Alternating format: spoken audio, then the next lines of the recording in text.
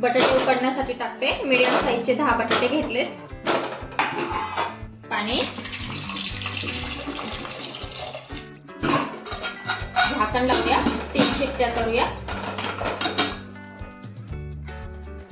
नमस्कार मंडळी, खाली खिसा होतो जेव्हा तेव्हा भुकेले वेळेचा आधार झाला। स्ट्रगल करणाऱ्या प्रत्येक पोटासाठी वडापाव नावाचा देव धावून आला। चला तर मग सुरुवात करूया सर्वांच्या आवडत्या वडापावला प्रियाज मॅजिकल किचन मध्ये। सर्वप्रथम वडापावच्या बॅटरसाठी कोटिंग बनवूया। त्यासाठी घेते 2 वाटी बेसनचं पीठ, 1 चमचा तांदळाचं पीठ, थोडा ओवा घेतला, अर्धा चमचा हातावरती क्रश करून टाकते। छान फ्लेवर येतो ओव्याचा। अर्धा चमचा हळद, चवीनुसार मीठ, 1 चमचा आहे। सोडा नाही वापरते मी। आता हे सगळं बॅटर आपल्याला पाणी टाकून मिक्स करून घ्यायचंय व्यवस्थित घट्ट असं। खूप घट्ट पण नाही आणि खूप पातळ पण नाही, थोडं थोडं पाणी टाकून मळून घ्यायचंय ते।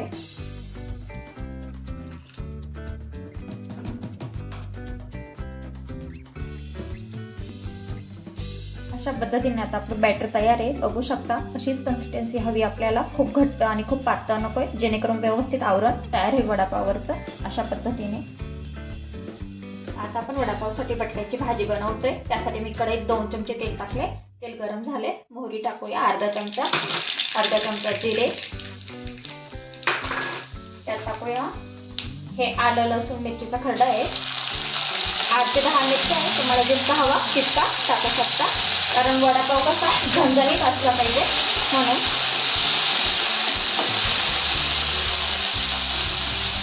त्यात जाणार छान असं हिरवा कढीपत्ता, हिंग चिमूटभर मिक्स करून घेऊया।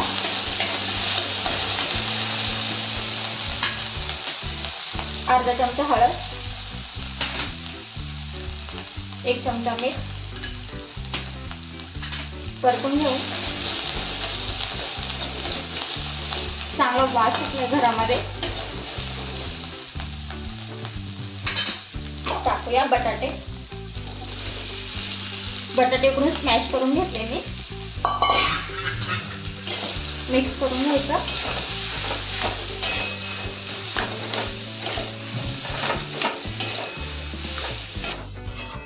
अशा पद्धतीने भाजी तयार झाली। आता टाकूया मस्त हिरवीगार कोथिंबीर शिवाय काही ऑप्शनच नाही। मिक्स करून घेऊ आणि आता थंड होऊ देऊ मिश्रण आपलं हे सगळं। आणि याचे आता छोटे छोटे गोळे करून आता आपण वडापावसाठी तयार करूया। सर्वप्रथम आधी आपण वडापावसाठी चटणी बनवतोय। त्यासाठी मी चुऱ्याची चटणी बनवते। त्यासाठी हे बेसन पिठाचं बुंदी पाडून घेते। तेलामध्ये अशी बारीक बारीक सोडायची आहे, चुरा छान पडतो आणि मग चटणी पण छान होते।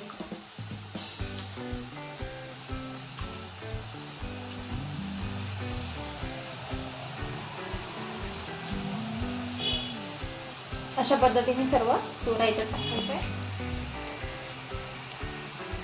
अशा पद्धतीने आपला चुरा तयार झालेला आहे। बघू शकता तुम्ही क्रिस्पी त्याने चुऱ्याची चटणी खूप छान होते।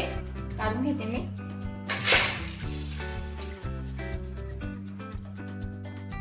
आता आपण चुऱ्याच्या चटणीसाठी लसूण फ्राय करून घेते। लसूण काय होतं, खूप छान फ्लेवर येतो, खूप छान चुऱ्याची चटणी खूप छान लागते।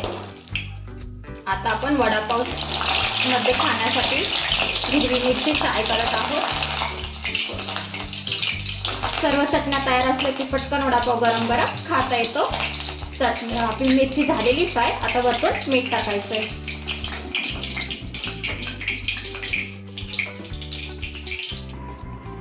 आता आपण चुऱ्याची चटणी बनवते। त्यासाठी मी चुरा घेतलाय आणि हा तळलेला लसूण आहे, त्याची सालं नाही काढली कारण तो तसाच खूप छान लागतो। नंतर 1 चमचा लाल तिखट टाकलंय, तुमच्या आवडीनुसार टाकू शकता। आणि चवीनुसार मीठ थोडंच टाकायचे, कारण भज्यांमध्ये पण आहे वडेपावमध्ये पण आहे, थोडंसं मीठ टाकायचं। आता आपण मिक्सरला ग्राइंड करून घेऊया चुऱ्याची। आता मी पुदिन्याची चटणी बनवते। त्यासाठी मी अर्धी वाटी कोथिंबीर घेतली मिक्सरच्या भांड्यात, अर्धी वाटी पुदिना, हे मी डाळ्या घेतल्या पाव वाटी, अर्धा लिंबाचा रस आणि मीठ थोडंसंच टाकायचं चवीनुसार। लिंबाच्या रसाने काळी पडत नाही म्हणून लिंबाचा रस टाकलाय। मिक्सरला ग्राइंड करून घेऊ। अशा प्रकारे आपले सगळे गोळे तयार झालेले आहेत. आता आपण ते बॅटरमध्ये घोळून घेऊ आणि तेलामध्ये फ्राय करू. तेल तापण्यासाठी ठेवलंय मी कढईमध्ये. तेल तापलंय. अशा पद्धतीने घोळून घ्यायचं व्यवस्थित. तेलामध्ये सोडायचं.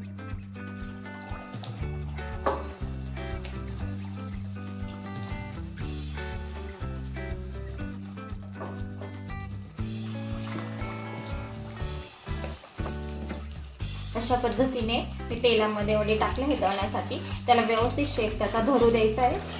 नंतर हलवायचे तोपर्यंत मीडियम गॅसवरती फ्राय होऊ द्यायचे.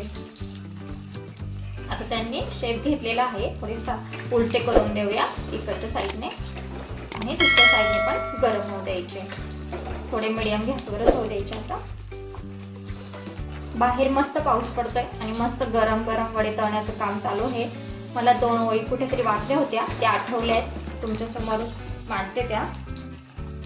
पावसाळा आला की वडापाव हवा, पावसाळा आला की वडापाव हवा, सोबत लाल चटणी आणि मिरचीचा ठेचा हवा.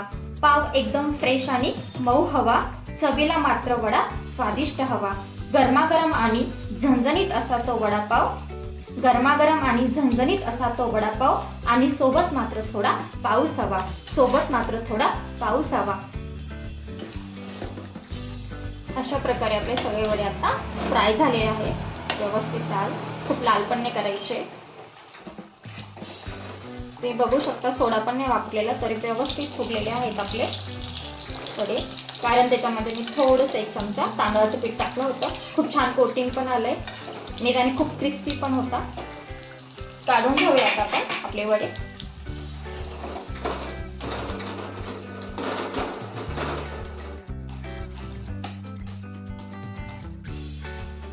अशा पद्धतीने आपले वडे तयार झालेले आहेत.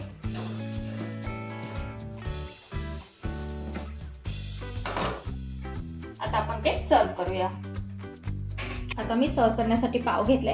पावावरती जाणार आपली ही पुदिन्याची घट्ट आणि दाटसर हिरवीगार अशी चटणी. बघू शकता पुदिन्याच्या चटणीला कलर किती छान आलेला आहे. त्याच्यावरती जाणार हा चुरा. जो चुरा बनवला होता चुऱ्याची चटणी, ती चटणी जाणार आहे. त्यानंतर आपला वडा, त्याच्यावरती थोडासा चुरा, थोडीशी पुदिन्याची चटणी आणि हा आपण बंद करून घ्यायचा. आणि वरतून जाणार आपल्या या हिरव्यागार अशा मिरच्या. ती बघू शकता किती छान लुक आलेला आहे. बघूनच तोंडाला पाणी सुटले. आवडल्यास नक्कीच लाईक करा, शेअर करा, सबस्क्राईब करा, बेल आयकॉन दाबायला विसरू नका. पोट भरून नाही तर मन भरून खा.